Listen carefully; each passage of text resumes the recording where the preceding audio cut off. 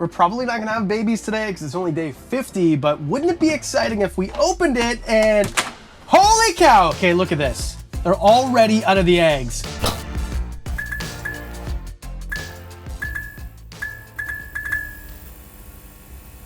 Today is an exciting day. We've got our first full clutch of hognose eggs since 2020. We've had some bad years in a row where like one egg hatched or a few eggs, and this one's not huge, but we've got 2 babies already out of the eggs, 2 different morphs, and we've got 3 other eggs. The reason that we're cutting the eggs, and as I do that, I'll show you I have a brand new razor blade, is because it's dangerous not to. And I know that there's a stigma that if you cut eggs, it's dangerous and just let nature take its course, but sometimes what nature does is kills the babies. I've had too many friends tell me horror stories about how they didn't cut their eggs and all of a sudden they had a clutch just completely die.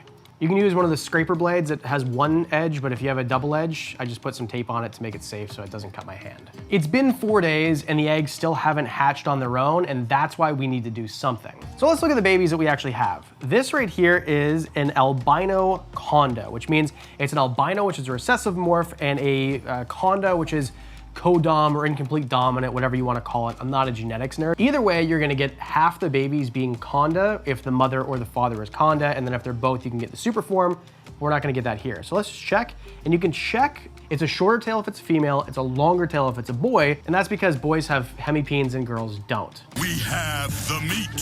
So this one here, it's really hard to tell, but I do think this is a girl because it's weird. It's like long and taper, but it's not as long as I'd think it would be for a boy. We put a little paper towel in there so that when we notice they start to hatch or they're about to hatch, they have an area to kind of scrape their body across and help get the yolk off. It's just a moistened paper towel, that's it. This guy wants to come out and show you. So this right here is an albino that has no conda in it. So just an albino, it doesn't carry a conda gene, that's not how it works. And you can see she's actually going into her first shed already. Usually it takes about 7 days to go in the shed, and she's only been out of the egg for about 2 days. I'm saying she, but let's just check. I think that one's a boy. That's a pretty long tail. And you can actually see that they've got a little bit of the umbilical left. Oh, and she's peeing on me. That never happens. This is kind of crazy because I can feel the snake moving in here. Like very clearly feel the snake moving inside of here. So I think that they're ready to come out. And what can happen actually is the snakes can be born without an egg tooth. The egg tooth is this little bony projection on their face. This is what they use to cut themselves out of the egg. So if they're born without one or deformity, they'll just drown inside the egg, and that's what we're trying to prevent. Let's get these 2 into some bins very quickly. Now, of course, I do use a snake rack for the quarantine process for most reptiles, and for babies, this is what they grow up in. This right here until they get big enough, and then we put them in something bigger. Now, the fun part, or the exciting part. The one that I'm very concerned about is this guy right here, because it has this weird blotch on it, which I don't ever see, ever. It's almost like a scar. So I am a little bit nervous about this one. With that said, I can feel the snake moving around inside of it. So let's just get cutting. Razor blade, egg, and then what we do here is just very gently make an incision on the top. Whoop, and all that fluid is completely normal. That's just the amniotic fluid. And I'm going to kind of take a peek. I think he's gonna just stick his head right out of it. Now it's very important not to rip the snake out of the egg. You let them come out of the egg on their own.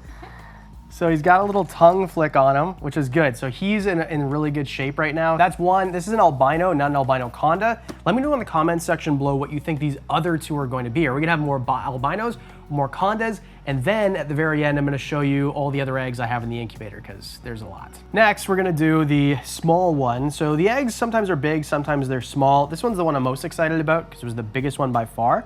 So this guy here, we're just going to, same thing, slice the top. It's gonna be a little bit of a gush, no big deal. And also the blood is normal too. That's blood vessels. We're not cutting the snake, we're just cutting the blood vessels. Keep in mind, these eggs are really small compared to like python eggs or whatever else. So what you can see right here, this is the amniotic sac. So there's a sac within the egg, and we're gonna burst that too, just to make sure that he can breathe and he can get out of that as well. Welcome to the world, little buddy. So we have another albino. This one's a lot smaller than the other one too. So it's important just to leave the yolk attached through that little umbilical.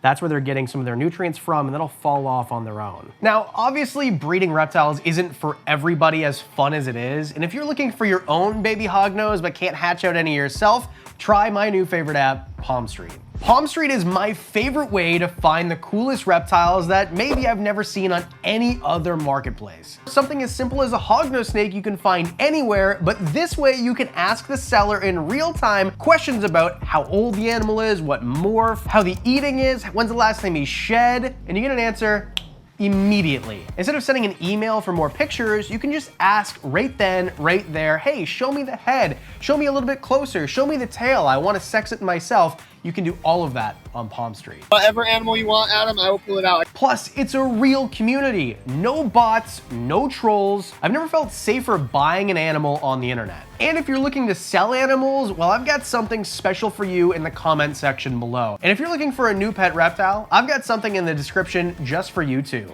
So click the link and follow me on Palm Street. If you're looking to buy one of these, that's where I'm gonna sell them. So they're both flicking tongues around. This is actually really, really fun to watch, but we're gonna do the last one. Then we can put them all in their rack, make sure that they have their waters, and then I'm gonna show you the other, how many eggs do we have? Like 20 eggs or something like that? It'd be exciting. Last one, is this one gonna be a conda or is this one going to be a albino? Now, this one is, has what they're called windows. So the bottom of this, here, I'll turn it around for you. You can see that you can almost see through it. So you can see that there is an animal in there, and I bet you I can tell what it is without even cutting it open because it is such a big window. But let's cut it open, make sure that they get it out safe. And here we go. This one, there's some blood vessels that are being cut for sure, but that's okay. So I'm gonna leave them in their eggs. I know it looks like I'm pulling them out, but they're such small. Oh, look at that. You can see them. So cool. So that's the amniotic sac right there. I'm gonna burst that open and make sure you can breathe. Well, this is the tough part about breeding snakes because sometimes you end up with deformities. And I know if you have never bred snakes before or ever looked, maybe you're thinking, if you just left them in the egg, you would have developed. No, this is clearly a deformity. So this snake is probably not going to make it. We're gonna leave him here, but it looks like his stomach is like attached to himself. His scales look kind of funky on the back end. One of his eyes doesn't look like it's where it's supposed to be. So this animal probably isn't going to live, but we're gonna give him a chance, and if not, then circle of life. We got 4 beautiful hognose snakes today, and that is exciting. That is something to be celebrated. Having 4 brand new babies, they're all albinos. One of them is an albino conda. So overall, I'm excited. I'm happy about that. So I'm gonna leave these guys in the incubator for another day or so, just until they come out of their eggs on their own and soak up their sacs. But now I wanna show you what else is in the incubator. 23 more eggs, and this is 2 different species. In the first one here, we've got, this is the same way that I've been breeding leopard geckos, but ooh, these ones are, what's the date on this? 0502. These are African fat tail eggs, and these are, well, these ones look like they're dented, like they're about to hatch like any time now. 8 here, they are from 2 different mothers, and then we've got another one over here.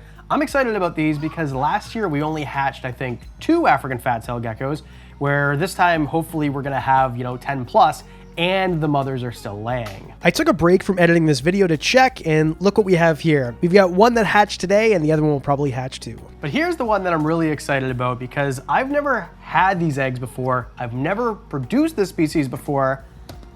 These are 14 corn snake eggs, which don't sound too exciting, but these are the parents, okay? These are blood red, pied, hexanthic corn snakes. So these eggs all look very good. You can even see there's a little window on this one right here where you can see the veins. So these were all candled to make sure they're good to go. They're actually kind of getting buried up, which we'll fix right now. And 14 from a mother who is just of size. This is her very first year breeding. This is really impressive. And if I could get, say, even 10 of these to hatch and thrive, that is 10 really cool snakes. These are my favorite morph of the corn snakes, maybe besides palmettos. Palmettos are pretty cool, but these alone are worth it because A, there's not a lot of them, and they're not the cheapest things in the world, so you're gonna make some of your money back because you are spending time and money trying to produce these animals. And we've got another female that is ready to drop eggs. So hopefully we can get another 14 eggs and we're gonna have 28 baby corn snakes. In a perfect world, that would be awesome.